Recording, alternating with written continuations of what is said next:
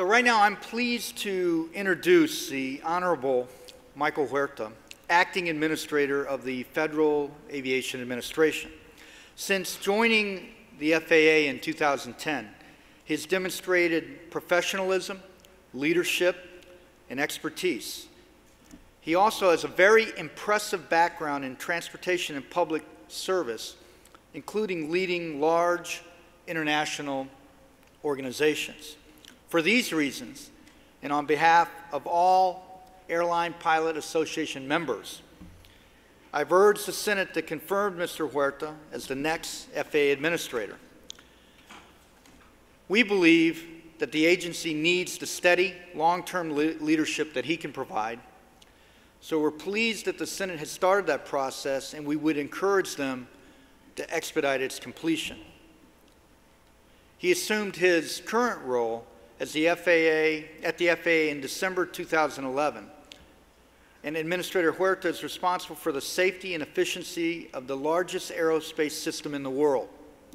He oversees a $15.9 billion budget and more than 47,000 employees.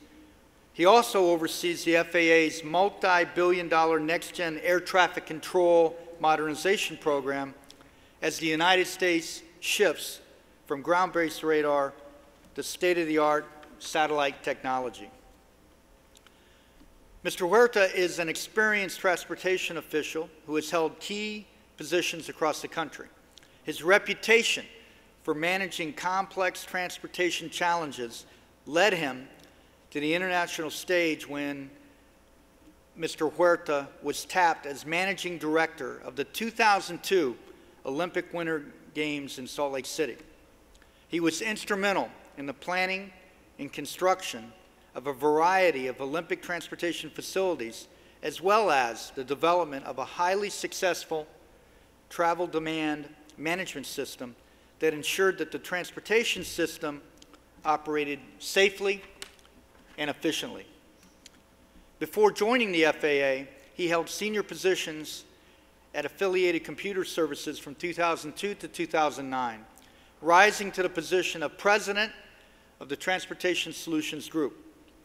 And from 1993 to 1998, he held senior positions in the U.S. Transportation Department in Washington, D.C., serving under Secretary Federico Pena and Secretary Rodney Slater. He served as the Executive Director of the Port of San Francisco from 1989 to 1993. He also served as the Commissioner of New York City's Department of Ports, International Trade and Commerce from 1986 to 1989. Ladies and gentlemen, please give a warm welcome to the FAA Acting Administrator, Michael Huerta.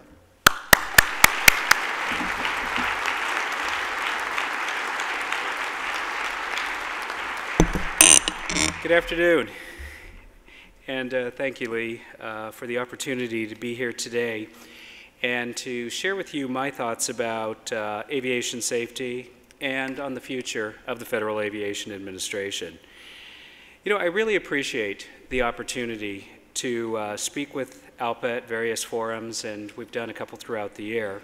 And I can't tell you how much I value the relationship that we have with ALPA and how much I appreciate the support that ALPA has for me and for the FAA. By working together on safety issues in a proactive way, it really makes a significant difference. And the future of aviation is very, very dependent on this sort of collaboration. You know, John F. Kennedy put it very eloquently when he said, when he made a comment like this: "For time in the world, do not stand still. Change is the law of life, and those who look only to the past or the present are certain to miss the future." This is especially true in aviation. It's always been a very spirited, a very forward-thinking, and a very innovative industry. Kennedy's statement could not be more applicable than it is today. We're in the midst of a change that I would characterize as a revolutionary change. You've heard from many today about new developments in safety, in airline crew health, fatigue management, and most recently in unmanned aircraft systems. And of course, another fundamental change that's occurring in aviation now is our next-gen air transportation system.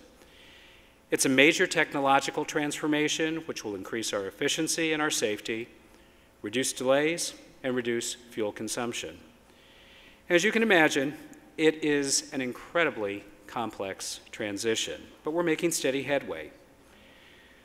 We also continue to see rapid technological transformation in today's aircraft. And to maintain pace with these changes, our training must keep pilots up to speed with new and sophisticated technology. It must also stress the fundamental aspects of flying. Despite the sophistication of aircraft, we're really focused on providing pilots with more and better training on how to do things like recognize and recover from stalls and aircraft upsets. We'll be able to do this. In fact, we are able to do this today with the advanced flight simulators that we have today. And training supports and propels this revolution that we're seeing in aviation. New training is conducted as if pilots are actually on a flight rather than in highly controlled scenarios. We've seen recently that inappropriate stall recovery can be a major contributing factor in recent accidents, and we can't lose sight of the importance of training on the core aspects of flying, such as crew management and stall recovery, and other events that might occur when there's a change or a loss in automation systems. We believe that scenario-based training will enhance safety for the kind of emergencies that happen very, very rarely, but we want pilots to have sufficient knowledge, experience, and confidence so that they can appropriately handle any situation. Ultimately, it's the pilots today that must be the system managers of their aircraft. And we also want the crew to be well rested. As you know, to support this, we completed the flight and duty time rule late last year. We all hold the responsibility of combating fatigue in the cockpit. The new rule provides pilots enough time to get needed rest based on different operations, long haul or short haul, day or night. Now, the rule covers all passenger operations, but as you know, we were not able to apply it to all cargo operations. However, all cargo operators are encouraged voluntarily to comply with the new regulations, and Secretary Ray LaHood and I consistently and constantly promote this option to them. I also want to recognize that some cargo operators are addressing the issue of rest for their pilots, and they're doing some innovative things there. Unmanned aircraft systems are also changing the face of aviation, and these systems offer unique operations on a multitude of different efforts. However, they must be integrated into our airspace with the highest degree of safety. Listening to everyone's concerns and appreciating different points of view is a first step in ushering in a new technology and successfully integrating it into our national airspace system. You know, in a sense, building new technology is one thing. Some might say, well, it's very, very complicated. It's simpler than the twin challenge that you have in bringing new technology into the system. And that is building human consensus on a path forward for our aviation system, which is equally important. Now, we're not going to do anything that compromises safety when it comes to the integration of unmanned aircraft into the national airspace system. And in order to do that, what we need is good, solid data. Earlier this spring, we asked for public input in establishing 6 test sites for civil unmanned aircraft systems. We got a lot of comments, 200+ comments. We had 2 webinars, each which had more than 400 people participating in them. Well, we're evaluating all this information, and we expect to ask for specific proposals to manage these 6 test sites very soon. We're also studying training requirements, operator experience, and uses of airspace, all in the context of how do we integrate them into the national airspace system. This year, we established within the FAA the UAS Integration Office, which is in our safety organization. The purpose of doing this is to offer one-stop shopping for matters related to civil and public use of all unmanned aircraft issues and systems, and the systems that operate within U.S. airspace. This office is responsible for developing a comprehensive plan to integrate unmanned aircraft systems, to establish operational and certification requirements, and it will also oversee and coordinate research and development on unmanned systems. As you can imagine, the new office has a lot of work underway already. Earlier this week, there has been a conference on unmanned aircraft systems taking place in Las Vegas. I understand that there were 8,000 people who had registered and were in attendance in the conference, and so that's indicative of the amount of attention that this area is getting. The staff is working on a rule to integrate small UAS into our national airspace. They're working on the solicitation of proposals for the 6 test sites. And just recently, the FAA received the first application for a type certificate for a commercial unmanned aircraft. Overall at the FAA, safety remains our cornerstone. It's our primary focus and it's our foundation. We have the biggest and we have the safest aviation system in the world, and we want to make it even safer and smarter. And we must continue to serve as a model for other aviation authorities all around the world. We're moving from a system of accident investigation and forensic study to a proactive analysis of data. This helps us understand what might happen in order to make changes to address safety risks that might exist anywhere in the system. We want operators to establish safety management systems. This proactively helps to improve safety for everyone. At the FAA, we're already using SMS in our air traffic organization, and we will extend it to other areas within the agency. Now, this is all in the context of tight budgets. We all know these are lean financial times, and we expect that our funding will remain flat for the foreseeable future.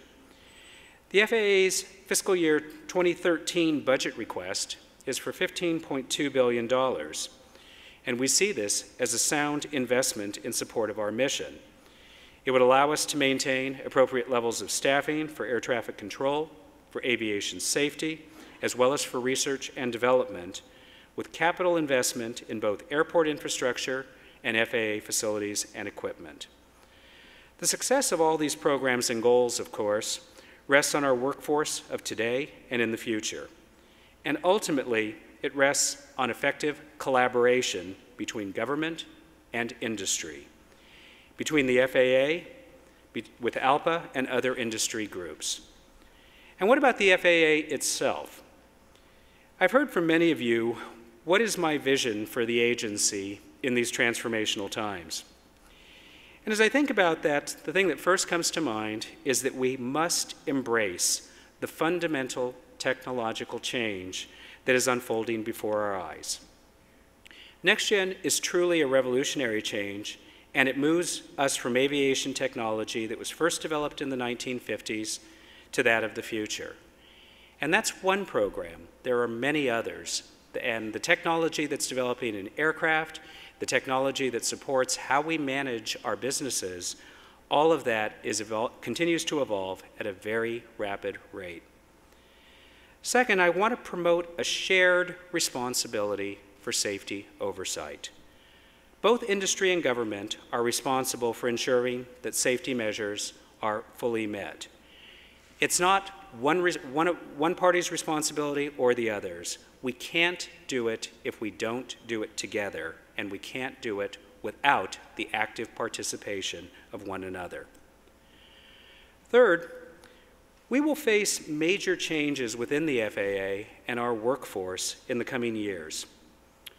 A little more than 30% of FAA employees will be eligible to retire starting in 2014.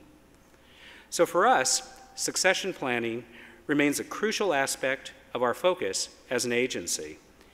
And we must realize that we will begin to lose a vast amount of corporate knowledge in the coming years. To prepare for that, what we need to do is impart that knowledge to today's emerging leaders and experts to ensure that we have a successful agency in the 21st century. But at the same time, we need to capture the innovation and the creativity of the younger members that are joining our workforce, and to embrace innovation and to figure out how we can continue to operate more and more efficiently. We must move forward full force and in tandem with one another, with government, and with industry. It's not just the FAA, but it's also other government agencies and all aspects of industry, from airlines to association groups to unions. What we need to do is embrace the opportunity that we have before us to make long-lasting changes together. When I think about the technology and where we stand and how our industry is evolving and the generational change that we are going through as an agency, I really and truly believe that we're at a critical point in aviation. Decisions that we will make in the coming few years are really going to shape what aviation is going to look like for decades ahead. So thank you again for inviting me to speak with you today. I look forward to our continued collaboration in the years ahead. Thank you.